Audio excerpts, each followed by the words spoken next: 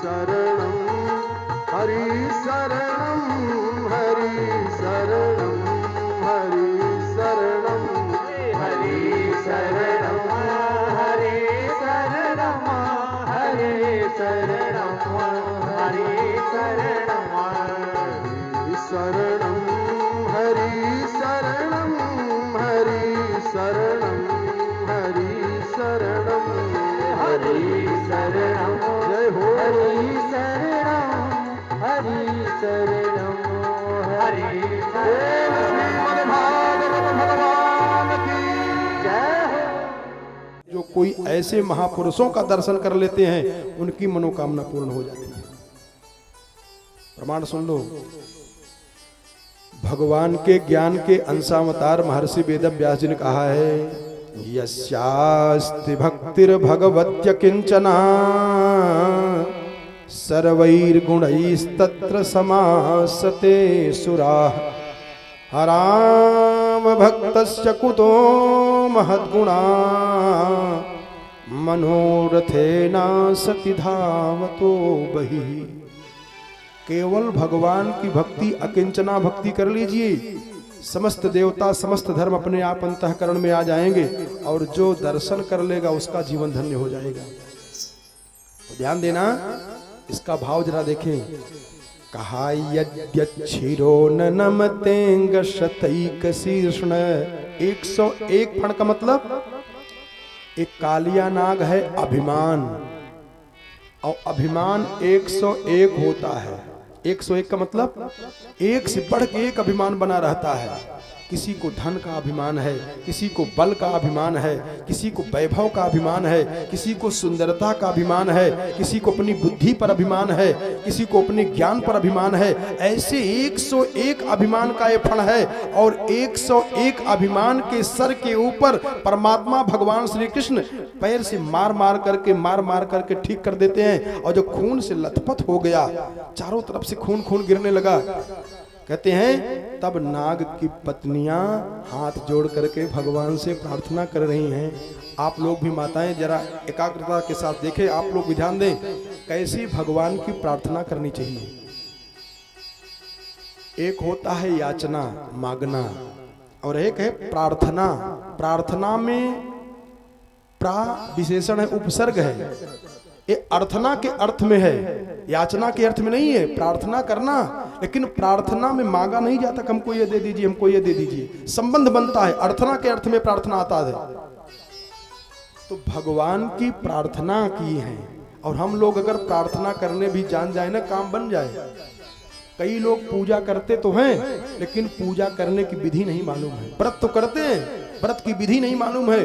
प्रार्थना तो करते हैं, लेकिन प्रार्थना करने नहीं जानते हैं, मांगने नहीं जानते हैं। देखो नाग की पत्नियों ने क्या सुंदर भगवान की प्रार्थना किया है। ऐसे पूजा करते समय प्रार्थना जोड़ लीजिए, जीवन सुखमय हो जाए। ऐसे प्रार्थना करना चाहिए, कैसे? जैसे नाग की पत्नियों ने कहा। नाग की पत्नियों ने भगवान के सामने हाथ जोड़ करके प्रार्थना की है। अर्थना के शब्द में अनुग्रहोयम भवतः कृतोहिनो। नाग की पत्नियां कर रही हैं, आपने मेरे पति के ऊपर अनुग्रह किया है। क्या गजब का भाव दे रही हैं। ऐसा अगर कोई प्रार्थना करने जान जाए, भगवान की कृपा बरस जाए। जिसके पति के फण के ऊपर भगवान इतना नृत्य कर दिए हैं कि उसके पूरे मुंह से खून फेंक रहा है, मरना सन्न हो गया कि अब मर जाए कि तब मर जाए। उनकी पत्नियां करी हैं कि अनुग्रहोयम भवतः कृतोहिनो दंडो सतांते खलु कल्मषापः यद्दंडसूक त्वम मुस्य देहिनः क्रोधोपितेनो ग्रह एव सम्मतः। आपने क्रोध करके भी मेरे पति के ऊपर अनुग्रह कर दिया है महाराज। हम बार बार आपके चरणों में प्रणाम करती हूँ। भगवान सोचे करे इसके पति को मैंने इतना दंडित किया और ये करे एक अनुग्रह किए। और वो नाग की पत्नियां अपने पति कालिया नाग के चरणों को प्रणाम करके कहें महाराज मेरा सौभाग्य है मैं आप जैसे की पत्नी बनी हूँ। हरे तपः सुतप्तम कि मनेन पूर्वम नाग की पत्नियां अपने पति कालिया नाग के पैरों में सर रख करके अपने पति का बखान कर रही कि हे प्राणनाथ, पूर्व जन्म में आपने कौन सी तपस्या किया था कि जो सौभाग्य आपको ये मिला हुआ है। अरे तपः सुतप्तम किमनेन पूर्वम निरस्तमानेन च मानदेन अधर्मोऽथवा सर्वजनानुकंपया यतो भवास्तुष्यति सर्वजीवः। भगवान सोचे कि ये कैसी है बोल रही है। कहा कि बताओ आप अपने पति का बखान कर रही हो। कहा अरे महाराज कितने तपस्वी रहे हैं ये, कैसे? तो नाग की पत्नियों ने कहा करे महाराज, बड़े बड़े योगींद्र मुनींद्र अमलात्मा विमलात्मा, बड़े बड़े राजा महाराजा, बड़े बड़े देवता देवराज इंद्र ब्रह्मा विष्णु महेश आपके चरणों की धूल अपने मुकुट पे लगाने के लिए तरसते रहते हैं। मेरे पति देव का जरा भाग्य देखिए कि आपका चरण इनके फण पर पड़ा है और आप इनके चरण इनके फणों पर आप नृत्य किए हुए हैं, ये भाग्यशाली नहीं है। भगवान खुश हो गए, वरदान मांगो वरदान मांग लो। तो नाग की पत्नियों ने वरदान मांगा है, अगर आप हमको कुछ देना चाहते हैं तो न नाक पृष्ठम न च सार्वभौमम, मुझको पूरी दुनिया का साम्राज्य नहीं चाहिए, मैं सिद्धि भी नहीं चाहती हूं, मैं ये भी नहीं चाहती हूं कि मेरा बड़ा नाम हो जाए, मैं बहुत धनी हो जाऊं, ये सब कुछ नहीं चाहिए। तो कहा यदच्छति स्यां, अगर देना ही चाहते हो तो वांछन्ति यत्पादरजः प्रपन्ना, अपने चरणों की धूल दे दीजिए महाराज, मैं यही चाहती हूँ और कुछ नहीं चाहती हूँ। बड़ी प्रार्थना की है। अब चरण की धूल कब मिलेगी? जब जमुना जी से बाहर निकलेंगे, जब आएंगे रज पे, तभी तो रज मिल पाएगी। पति छूट भी गए और भगवान की कृपा भी प्राप्त कर लिया एक ही साथ में दोनों। तक कालिया नाग को भगवान ने कहा अब तुम यहां से चले जाओ दूसरी जगह। कालिया नाग ने कहा महाराज जाऊंगा तो, लेकिन आपका जो वाहन है गरुण हमको खा जाएगा, उसी के डर के मारा यहाँ भाग के आया हूं। कहा नहीं नहीं अब जाओ, अब चिंता नहीं, अब मेरा कोई वाहन आपको नहीं पूछेगा। क्यों? क्योंकि मेरा चरण चिन्ह आपके फण पे लग गया है।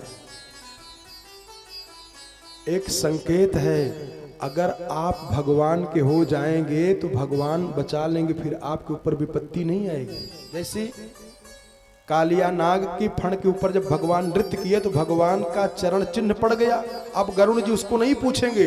क्यों? क्योंकि भगवान का हो गया है। ऐसे हमारे आपके जीवन में तभी तक विपत्ति रहती है जब तक हम अपने आप को भगवान के श्री चरणों में समर्पित नहीं कर देते हैं।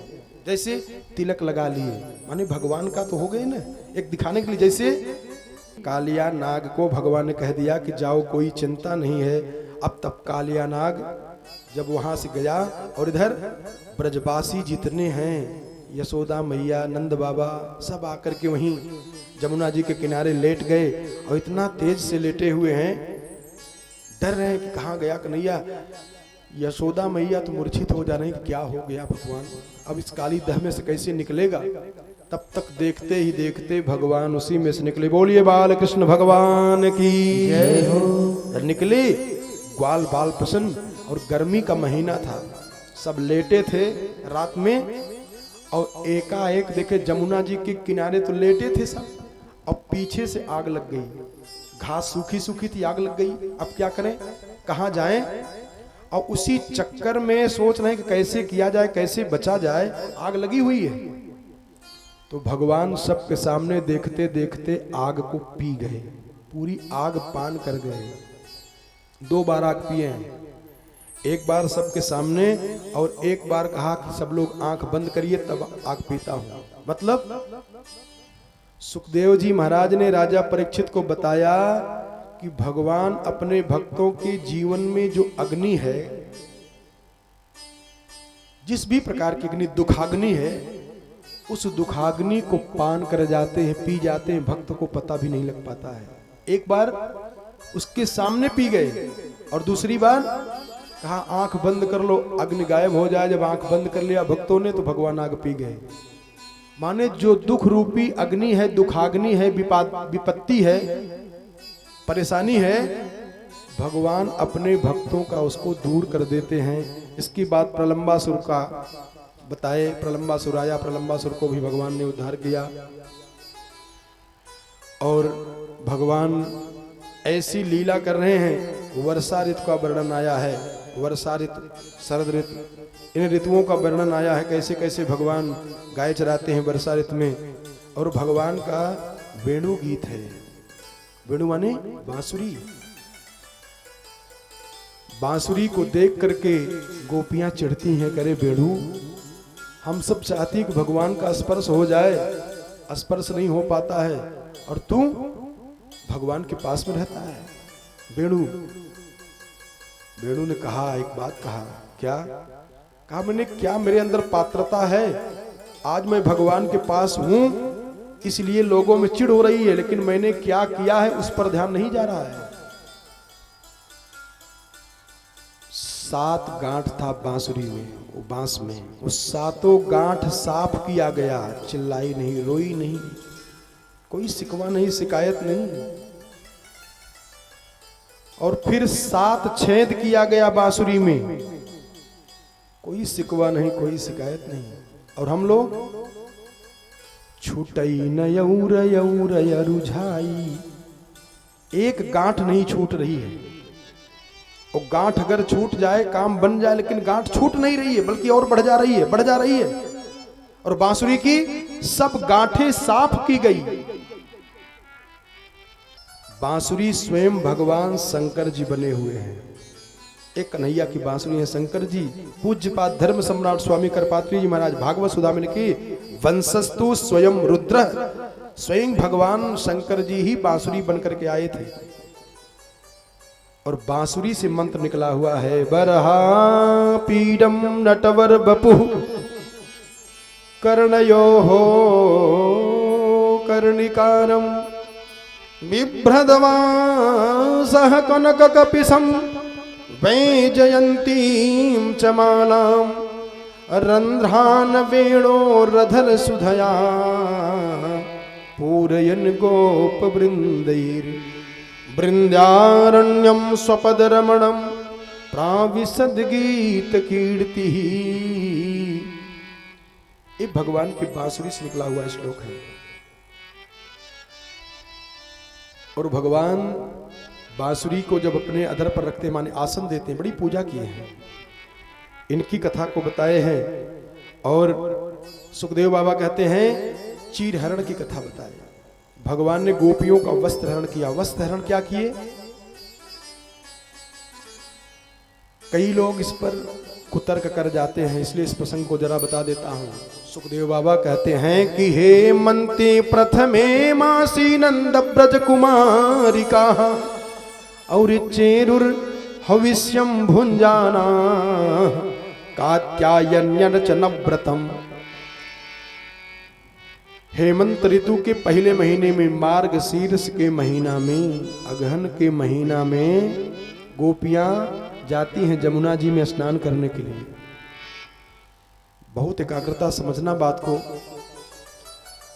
ठंडी का महीना है और जमुना जी में जाकर के स्नान करती हैं और कात्यायनी मैया से मनाती है। बालुका की मूर्ति बनाकर के कात्यायनी मैया को मनाती हैं कि कात्यायनी महामाये महायोगिन्यधीश्वरी नंद गोप सुतम देवी पतिम में कुरुते नमः।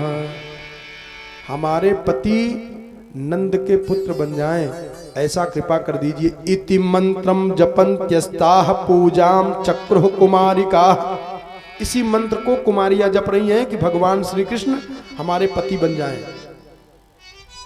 किसी लड़की का विवाह विलंब हो रहा हो, विवाह में शादी में परेशानी आती हो, तो इसी मंत्र का अगर वो लड़की पढ़ी लिखी हो तो खुद जप कर ले अथवा किसी विद्वान से जप करा ले, अच्छा पति मिल जाता है।